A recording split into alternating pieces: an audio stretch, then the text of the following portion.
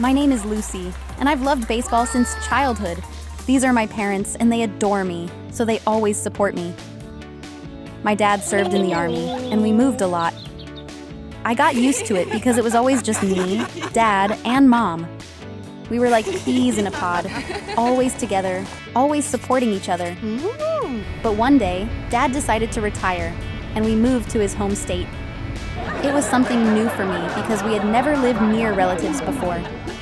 I was so excited because now I had the chance to be close to my family. Plus, there was a great baseball team there, and I wanted to train with them. After a few months, we found a cozy house, started moving in, and began renovating it. Everything was wonderful. Until one day, Dad started acting strangely. He looked worried, as if he was hiding something, and Mom smiled less and less. One evening when I returned from practice, Mom and Dad were sitting sadly, as far apart from each other as the room allowed. After a heavy silence, they told me they were getting a divorce. My whole world collapsed in that moment. I was so shocked that I couldn't say a word. I just ran to my room and cried.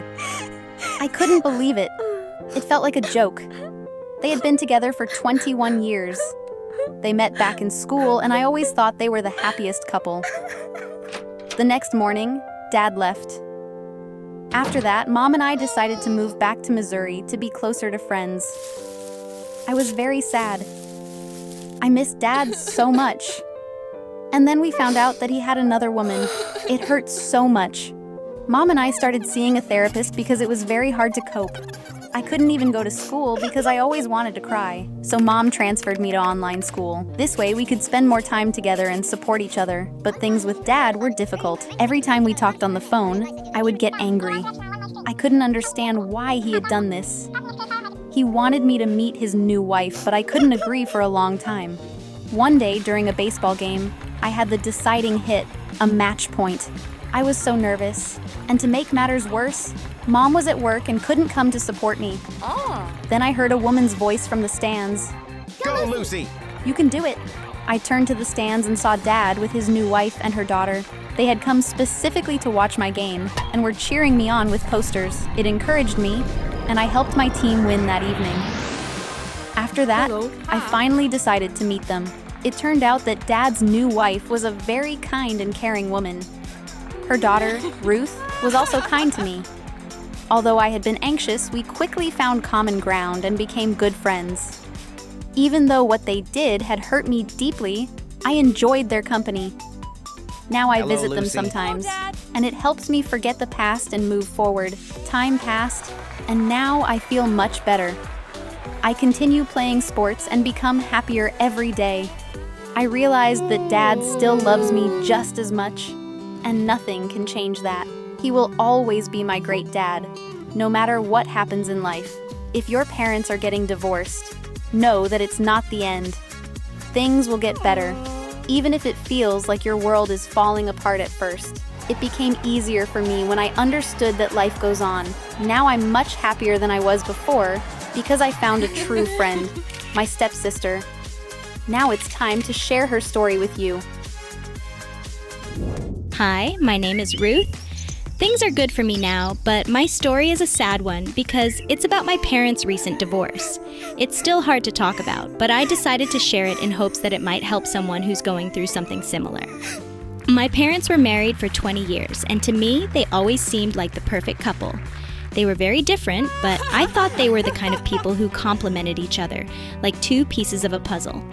My dad was a big, calm man with a kind smile for everyone, and my mom was his complete opposite, like a firework, always loud, active, and bright. But there was one thing that united them, me. I'm their only child, and they both adored me. Even though I loved them both, I was always more of a mom's girl. Whenever someone asked me who I loved more, I would always answer without hesitation, Mom. Not long after my 8th birthday, my parents called me for a talk. I hate the phrase, "we need to talk." It always means something bad. I immediately got nervous, and I wasn't wrong. They told me what every child fears. We've decided to get a divorce. They added that they hoped I was old enough to understand. I tried to appear understanding and didn't ask any questions, but one thought wouldn't leave my mind.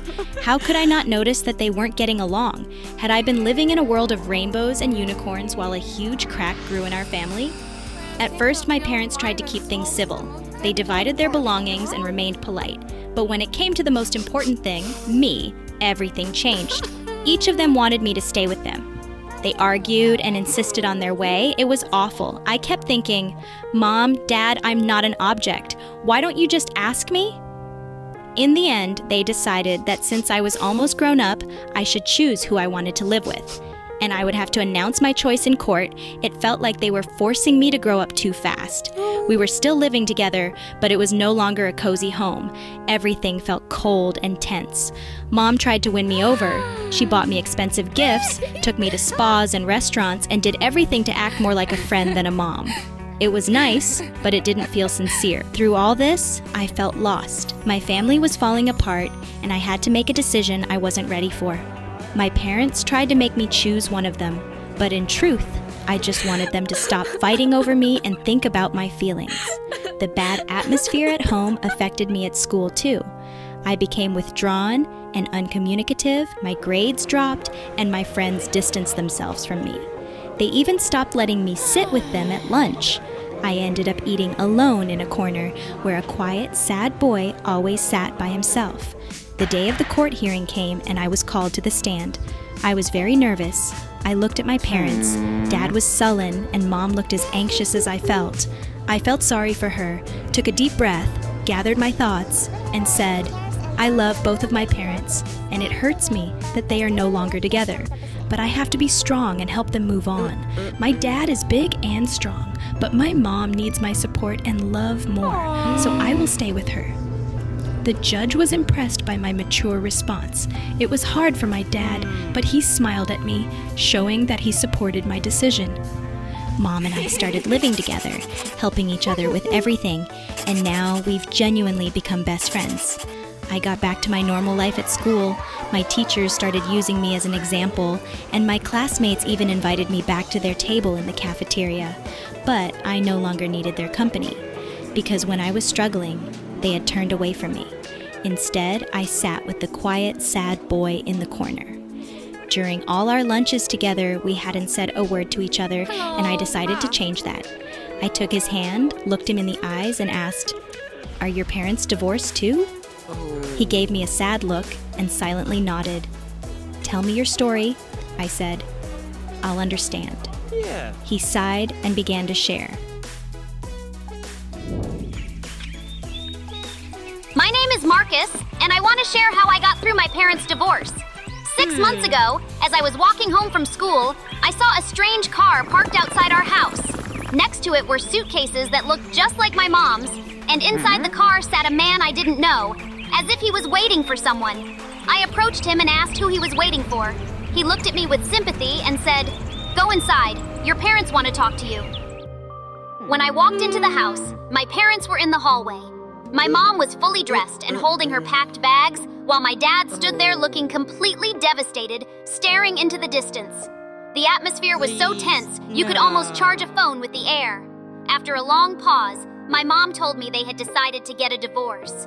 In that moment, a wave of emotions hit me.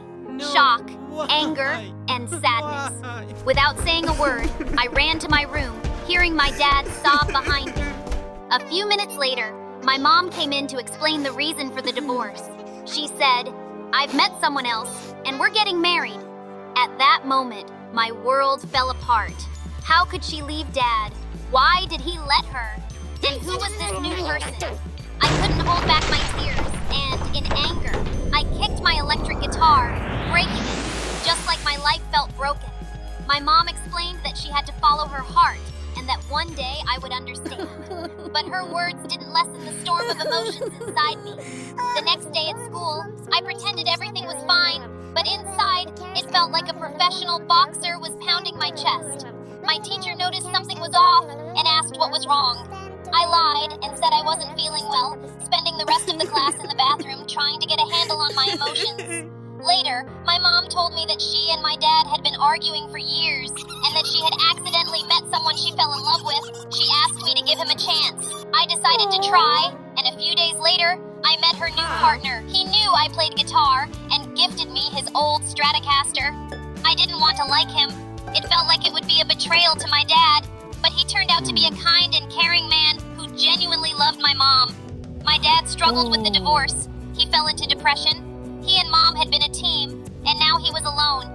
Like me, he had been dependent on her, but he never judged her for her decision. It was hard to see him like that, so I started teaching him how to play the guitar. It gave us more time together, and little by little, he began to recover through this new hobby. One day, during one of our practice sessions, Mom called and invited me to her new husband's birthday party.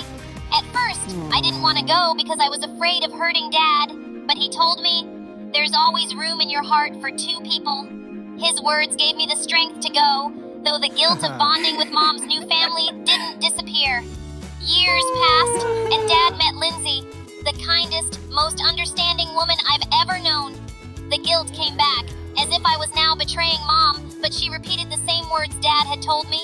"Your heart has enough space for two."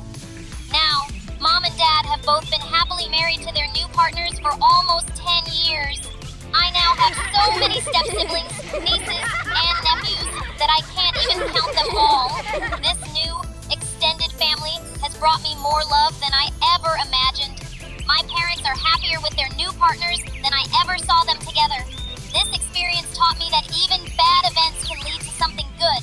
My parents' divorce showed me that it's not just about how long a relationship lasts, but what we gain from the journey. Now I know that